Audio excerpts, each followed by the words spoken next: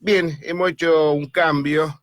Hoy vamos a escucharlo al economista y académico Mariano Fernández. Vamos a hablar de lo que hablamos siempre, política, economía.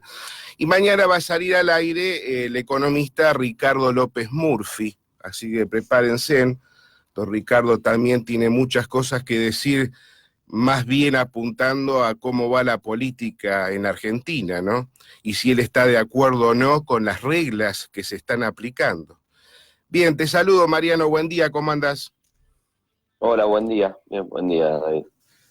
Ya, Mariano, te voy a hacer la primera pregunta. Estoy observando que hay muchos gastos corrientes en la economía argentina y hay dudas de muchos economistas que hablan de que el gasto corriente no es endeudarse más o no tiene nada que ver con la deuda interna argentina. Explícanos, ¿qué significa gasto corriente en la economía argentina y si realmente tienen que imprimir más billetes para tratar de solventar este gasto corriente? Bueno, mira, en la presentación de los datos fiscales, los gastos se dividen en dos tipos, ¿no? En gastos corrientes, que son los gastos operativos del Estado, que incluyen las compras de bienes y servicios por parte del sector público y organismos del Estado, y los pagos de salarios y servicios de contrataciones y consultorías. Y por otro lado, los gastos de capital, que primordialmente incluyen las partidas asignadas a la concreción de obras y el mantenimiento del stock de capital del sector público. En realidad es ridículo plantear eso, es decir, en general, en cualquier lugar del mundo, los gastos corrientes son la proporción más importante del presupuesto público. Eh, el problema de Argentina no es solo el nivel de gasto corriente, es el nivel general del gasto, ¿no? En Argentina habría que poner un ítem adicional que tiene que ver con los gastos de seguridad social, que forman parte de la presentación de los gastos de Hacienda, porque en Argentina todo eso está centralizado porque tenemos un sistema estatizado de jubilaciones. Eso significa que eh, la diferencia entre el ingreso y gasto que podría surgir en la seguridad social va a ser puesta, es decir, la va a tener que pagar el Estado federal.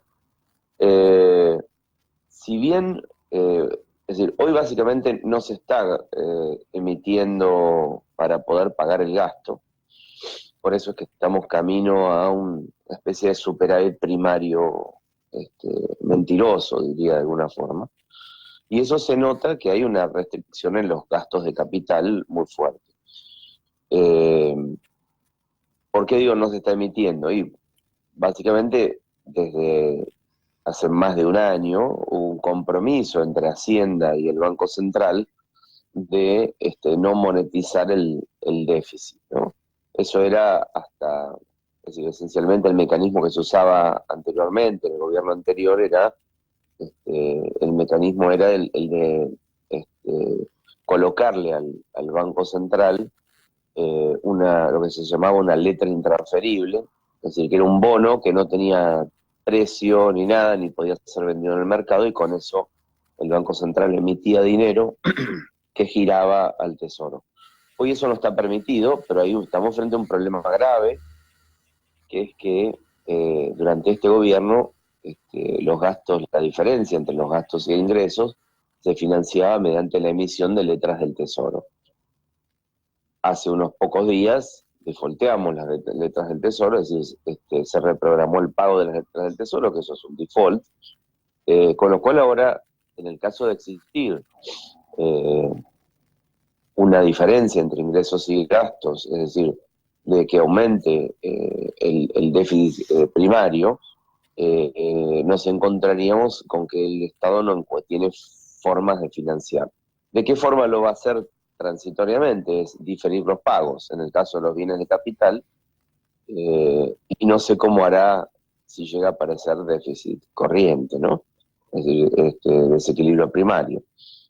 No sé si se entendió, lo que pasa es que es algo muy técnico, no, la verdad es que no se está monetizando eso, es decir, la dinámica monetaria va por otro lado, pero no es decir, no por la emisión de dinero que surge del déficit fiscal. Eso hace rato que no se está haciendo, pero no hay otra fuente de financiamiento, ¿no? Está claro, te hacía la pregunta porque estoy leyendo en varios medios que se está hablando mucho de cómo se ha elevado el gasto corriente, pero ha sido bastante claro lo que explicaste. Ahora, mencionaste las letras del Tesoro. ¿Tiene algo que ver con la decisión que tomó JP Morgan, que analiza quita de bonos argentinos de un índice de emergente? ¿Qué significa eso? ¿Está relacionado con lo que acabaste de decir vos? Sí, bueno, el episodio que tuvimos hace unos días de default sobre las letras del Tesoro, sobre las letras de capitalización, letras del Tesoro y los instrumentos que había emitido Hacienda, lo que hace prever es que los problemas de financiamiento no solo no terminaron, sino que recién empiezan a empezar, con lo cual es de esperar nuevos defaults parciales sobre distintos títulos por parte del sector público. El tema es ver cuándo es el vencimiento de esos bonos, y si el Estado está en capacidad, que no lo está hoy, de emitir un nuevo bono voluntario que lo reemplace, es decir, hacer un rollover de ese bono por otro bono. Así que no, hoy el sector público está en serios problemas, el gobierno, ¿no? Con serios problemas para hacer rollover de la deuda. Sumado a que no va a contar con el financiamiento del Fondo Monetario, que le descomprimía esto y hacía el rollover contra deuda con el fondo, ¿no? Bien, lo voy a definir con este mote, ¿no? La PJ Caca Marcó del Pon dijo que dolarizar es perder soberanía. ¿Qué opinas de eso? Mira, Marcó del Pon cuando estuvo en el Banco Central cometió graves errores. Ella no tiene ni idea de teoría monetaria, es más que un economista, un político. Para mi opinión, despreciable en todo sentido. Y esa frase es desafortunada yo diría, para el hombre de a pie, porque lo único que deja en claro es que hasta ahora, si analizamos nuestra historia económica, la aparición del Banco Central lo único que determinó fue más pobreza a través de la recaudación del impuesto inflacionario.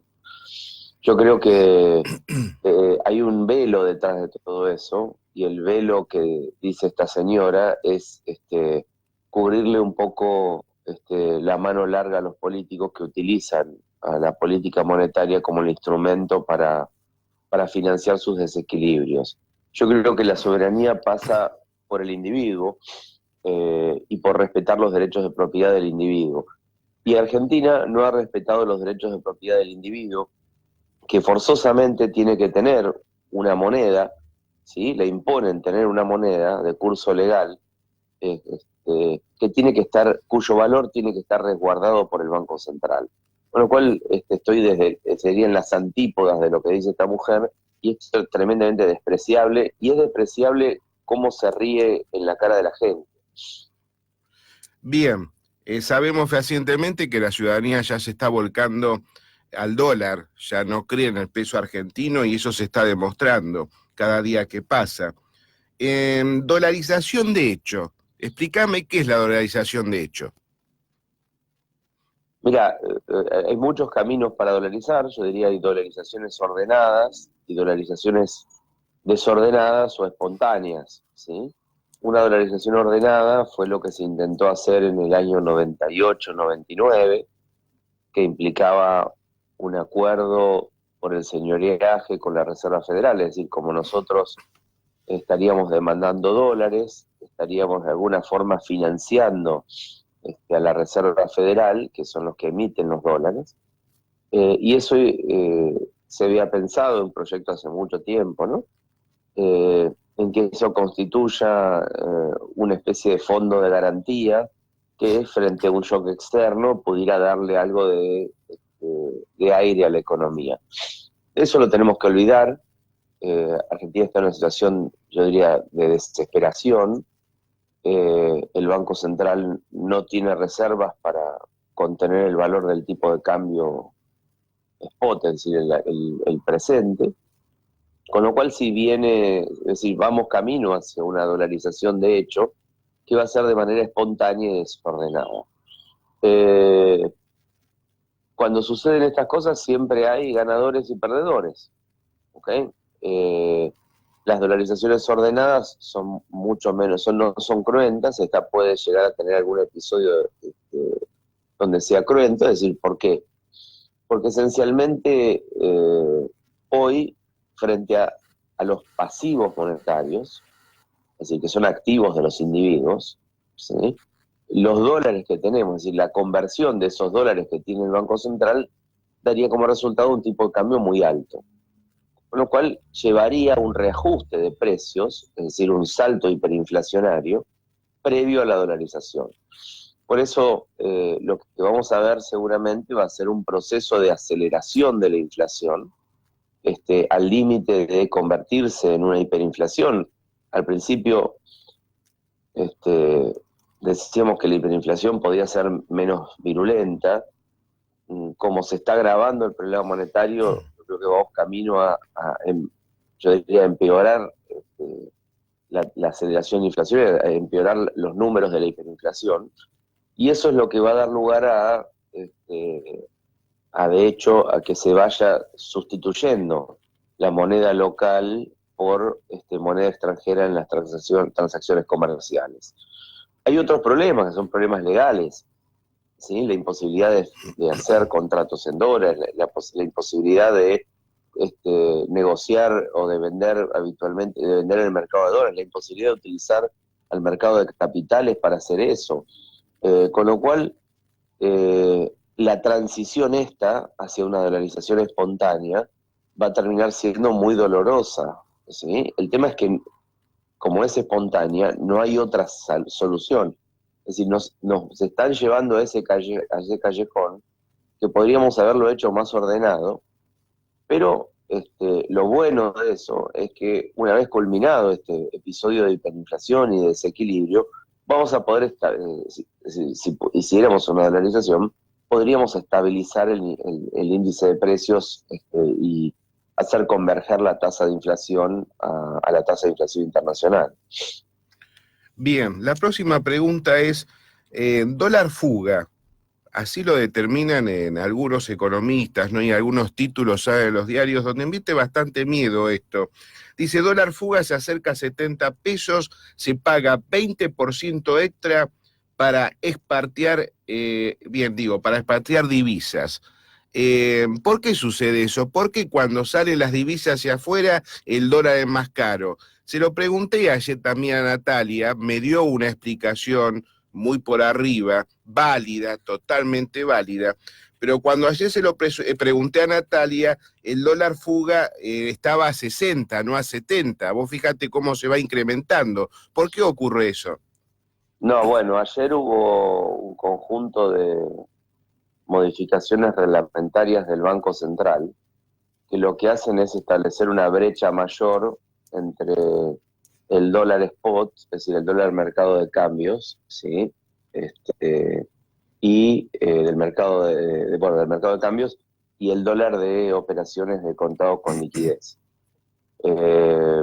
Lo que sucedió ayer es que se restringió, es decir, se reguló aún más la operación de compra de títulos con el objetivo de hacer una transacción de carácter de arbitraje, donde se compraban dólares en el mercado por el límite que establecía el Banco Central, en el mercado de cambios, se compraban títulos, ¿sí? Y se hacía una operación de venta de títulos con este dólar de contado con liquidez, donde se ganaba la brecha entre uno y otro. El tema es, el dólar de contado con liquidez se utiliza, es decir, es un dólar que representa el dólar de un rollover de bonos, es decir, una compra y venta de bonos, que sirven para poder sacar dinero al exterior. Eso es lo que explica, si uno mira el mercado de bonos, dice, uy, qué buena noticia, se está recuperando el precio de los bonos en los últimos días. No, lo que está reflejando eso es que los argentinos están tratando de sacar sus activos lo más rápido posible al exterior para evitar cualquier tipo de incautaciones por parte del Banco Central, de la Autoridad Fiscal y Monetaria. Con estas restricciones lo que se hace es, se aumenta la brecha, porque se elevan los costos para poder sacar el dinero al exterior. Lo que vamos a ver con esto es que va a aparecer un dólar negro, ¿sí?, cuya cotización, por ejemplo, si alguien quiere comprar o sacar dinero fuera del mercado, fuera del país, va a tener que hacer, por ejemplo, por montos superiores a 10.000, o no quiere pasar bajo el paraguas de la declaración jurada que tiene que hacer para comprar bonos, va a tener que hacerlo a través del mercado paralelo. Con lo cual ahora vamos a ver esencialmente que aparece la brecha, como teníamos a partir del cepo de Kicillof, la brecha no solo contra el dólar de contado con liquidez, sino también contra el dólar paralelo. Así que le tenemos que dar la bienvenida al inicio de la brecha y a la venezuelización de Argentina, ¿no?, donde ahora el tipo de cambio de referencia no va a ser el tipo de cambio oficial, es decir, el que está restringido por toda la operatoria del Banco Central, sino el tipo de cambio del dólar paralelo y el dólar de contado con liquidez, que es el dólar para poder sacar fondos al exterior. Lo que estuviste explicando vos, esa movida que había entre los bonos, perdón, es el famoso rulo que le dicen ahí en la jerga bursátil, Claro, en la calle. claro, claro. Sí, es una operación de arbitraje. A ver, no es estrictamente un arbitraje, porque conlleva un pequeño riesgo, pero podríamos llamarlo una operación de arbitraje que se hace, es un pase mano que ahora no se va a poder hacer. Pero eso lo que determinaba era una ganancia en dólares por parte del tenedor. Lo que eso afecta es las operaciones de los que sí quieren sacar dólares al exterior. Entonces se ganaba entre un 8%, es decir, era de 58 a 65, creo que la diferencia del spread, era lo que se ganaban en términos de dólares. Era como comprar dólares baratos y venderlos a 65. Está bien. Para Entonces, después volver a recomprar dólares a 58, ¿no? entonces estarían aplastando lo que es el famoso BIMA, bonos y mercados argentinos. Lo estarían dejando inactivo totalmente, ¿o me equivoco? No. El mercado de bonos va a seguir activo por estas operaciones de contado con liquidez que son para sacar bonos al exterior. El problema es que ahora le aumentan los costos a quienes quieren sacar dinero en el exterior. Pero si lo comparamos contra lo que puede pasar en Argentina, siempre va a ser negocio, aunque pagues un dólar de 70 para sacar dólares al exterior. Es decir, siempre va a ser más seguro que la plata esté en el exterior que el dinero esté en Argentina. Para Argentina te puedes quedar sin nada. De la noche a la mañana puede haber un cambio de reglamentación donde directamente se apropien de tus fondos. Mira, ahí Donald Trump le ha bajado línea a la Fed, pidiéndole bajas en las tasas al 0% o al menos de 0%. Explícame, ¿por qué esa estrategia de Donald Trump y si favorece a aquellos países, ¿no?, que están muy endeudados? A ver, en primer lugar, la Reserva Federal no debería estar influenciada por lo que dice el presidente, ¿no? Lo que está haciendo Donald Trump tiene costos altísimos en términos de reputación. La verdad es que no debe escuchar a sus asesores, porque él debería callarse la boca y no meterse con la política de la Reserva Federal, que nada tiene que ver con el gobierno de Estados Unidos. A ver, ahí hay dos formas. Entonces, si yo afecto la credibilidad, esencialmente lo que puedo generar es un desequilibrio aún mayor. Lo que intenta este imbécil, porque esa es una medida de un imbécil, lo que intenta este imbécil es evitar, ¿sí?, un proceso recesivo que se está viendo que inicia en Estados Unidos. En general, la Reserva Federal tiene dentro de sus objetivos la estabilización de la economía a través de una especie de regla de Taylor, ¿no? En donde si se observan determinados índices de inicio de recesión, la Reserva Federal comienza un programa de discusión entre las distintas reservas federales, en donde comienza a bajar la tasa de interés. En el pasado lo ha hecho bruscamente, teniendo problemas muy fuertes después de la crisis de 2008. Y ahora ha sido, es decir, los últimos años, ¿sí? Desde Yellen y Powell para atrás, ha sido muy prudente, porque los costos que pagó en términos de la crisis de 2008 fueron muy grandes. Que este tipo venga a presionar a la Reserva Federal es una animalada, que puede costar caro. ¿Y cómo nos afecta a nosotros? Y genera ruido. Todo lo que genere volatilidad en el mercado internacional implica que tengamos mayor desequilibrio en términos de los mercados emergentes. Pero a Argentina no le afecta eso, porque Argentina está fuera del mercado de capitales. Si la Argentina ya está fuera del mercado de capitales, así que lo que sucede en el mundo hoy no afecta demasiado a la Argentina, ¿ah? Es decir, el impacto sería si Argentina fuera un colocador de bonos importante, como lo fue durante el año 2017, 2018, 16, 17, hasta principios de 2018. Eso sí podría implicar un aumento de la percepción del riesgo de los emergentes. El riesgo de Argentina está explotado, ya es un riesgo que está mostrando que estamos en default, ¿sí? Así que Argentina no participa en los mercados de capital. Cuanto mucho que el riesgo país de largo plazo, en vez de estar 2.100, 2.200, esté 3.000, es lo mismo para Argentina. Pues tarde o temprano vamos camino al default completo de toda la deuda. Acá la calificadora Modi dice que el gobierno se va a ver obligado de acá a unos meses a restringir más la venta de dólares. Y a su vez JP Morgan ya puso en revisión algunos bancos argentinos y dice que indicó que removería los bonos soberanos argentinos antes del 29 de noviembre si es que no se realizan cambios a los controles de capital. Sabemos fehacientemente que los bancos tienen muchas letras en su poder, las LECAP, las LELIC.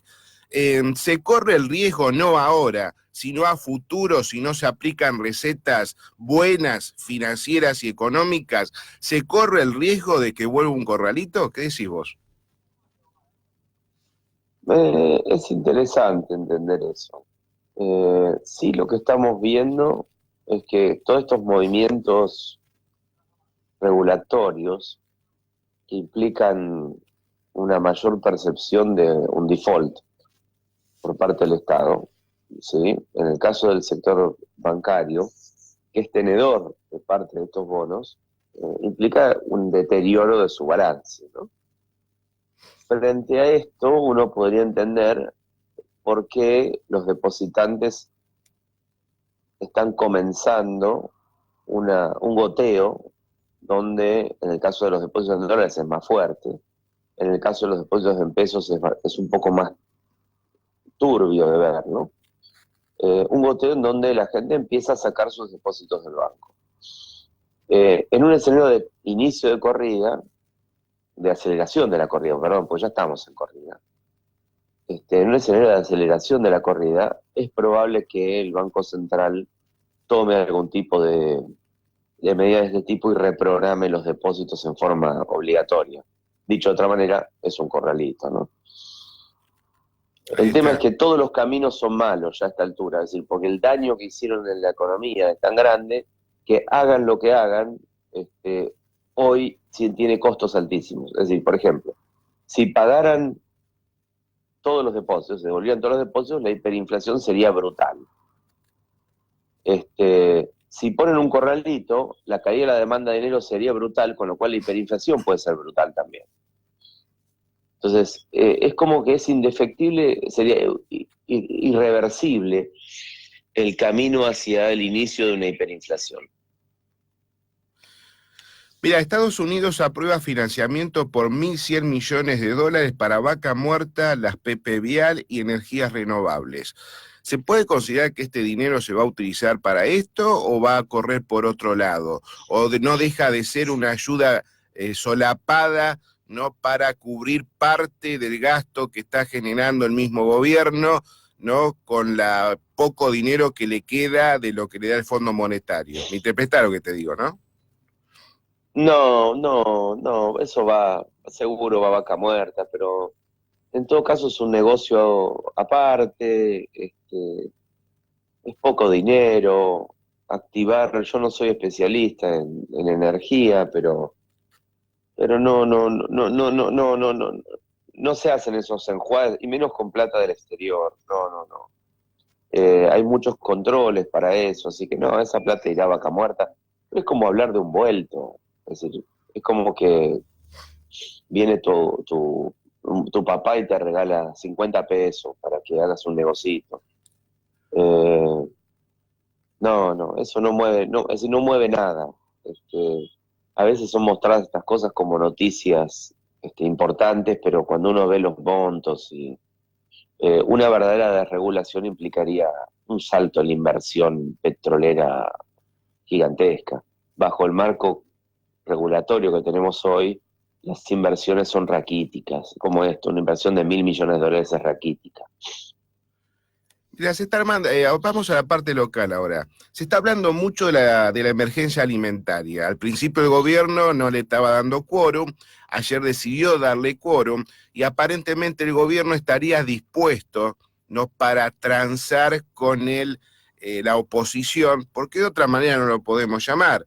Vos fíjate que si se aprueba la emergencia alimentaria le costará al fisco alrededor de 10.500 millones de pesos más. Explícanos, Mariano, ¿qué hay detrás de todo esto? ¿Otro negocio más para Graboy? ¿Otro negocio más para Carolina Stalin? ¿Existe realmente esta emergencia alimentaria? A ver, lo primero que hay que decir es que los políticos creen que son deidades, que son dioses, y que está en ellos modificar una realidad que no pueden modificar. Es decir, ellos creen, con el dinero ajeno, que es posible paliar la grave situación que tiene Argentina. La consecuencia, perdón, que me sonó una alarma. La consecuencia de eso es que se va a introducir un desequilibrio mayor dentro del mercado de producción de alimentos. A ver, quiero tratar de entender cómo va a operar esto. Significa que el Estado va a proceder a compras de alimentos para repartirlas en comedores escolares, en organizaciones sociales. Y en general todos sabemos que cuando compra el Estado, compra mal, compra destiempo y compra caro. Porque eso es lo que da lugar a maniobras de corrupción.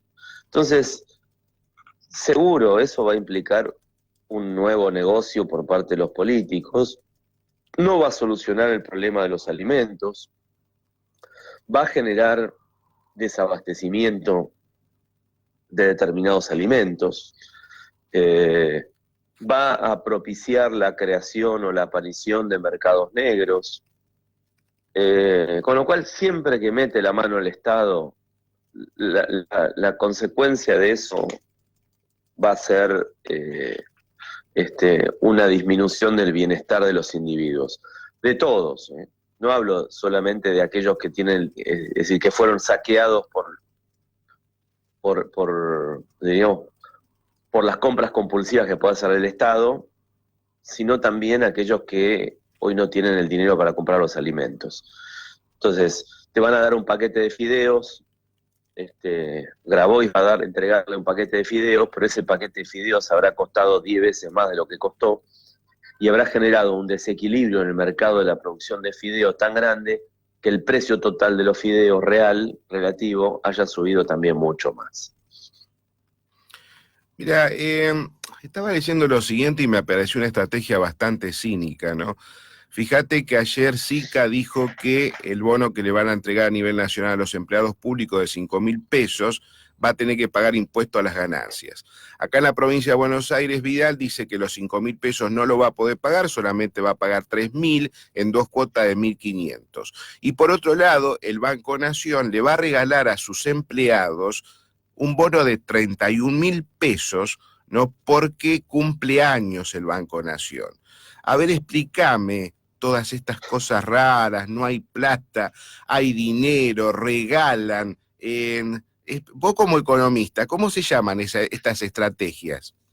Mira, hay algo que eso me espanta, y me espanta algo que tampoco se está hablando mucho, y es de darse lugar a ello.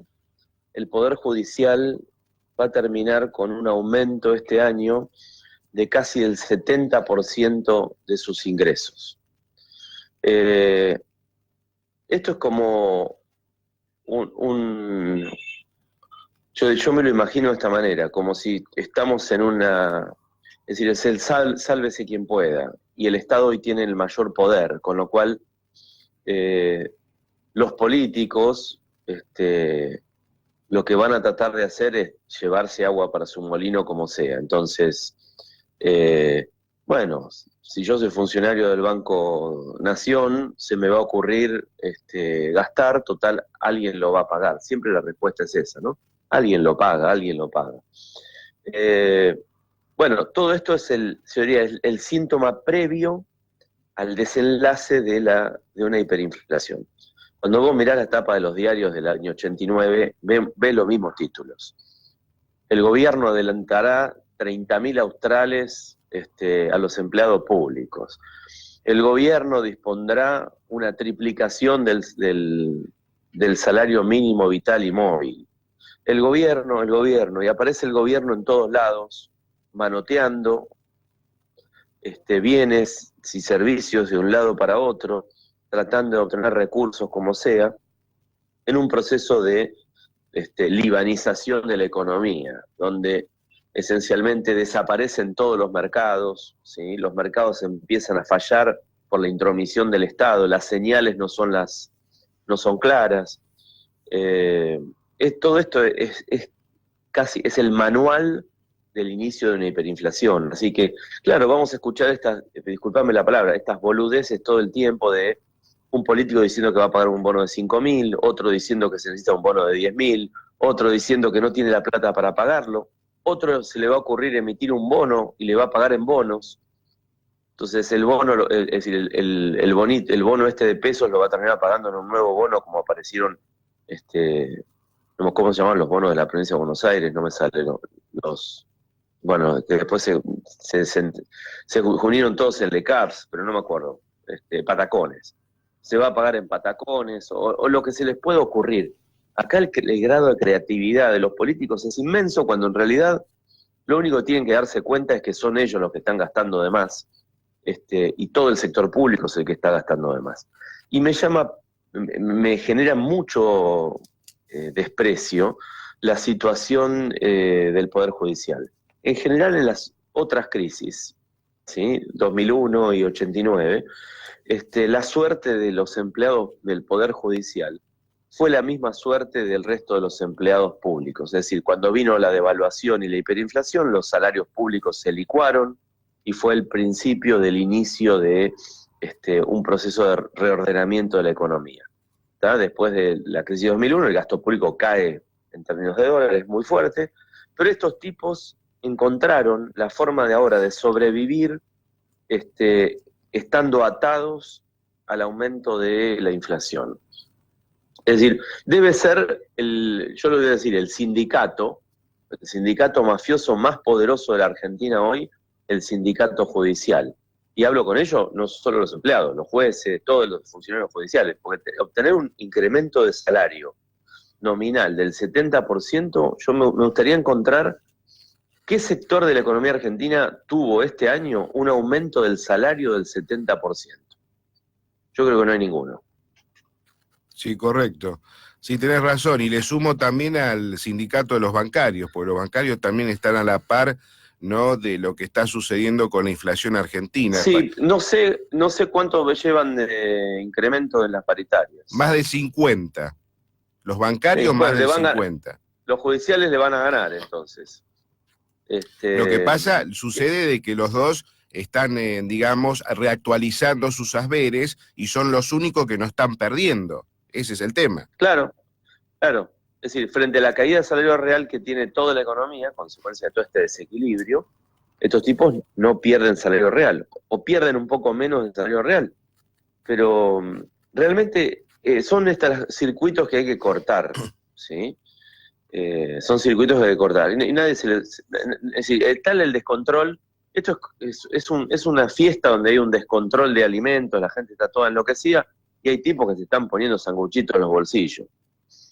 Sí, es verdad. Mira, para sumar más información a lo que estamos hablando, el día 10 de septiembre, o sea, antes de ayer, la Corte, es un documento firmada por los integrantes de la Corte, le dirige un documento al licenciado Marcos Peña, y de ese documento dice: tenemos el agrado de dirigirnos al señor jefe de gabinete de ministros a los efectos de solicitarle tenga bien disponer las modificaciones en las partidas presupuestarias vigentes para el Poder Judicial de la Nación.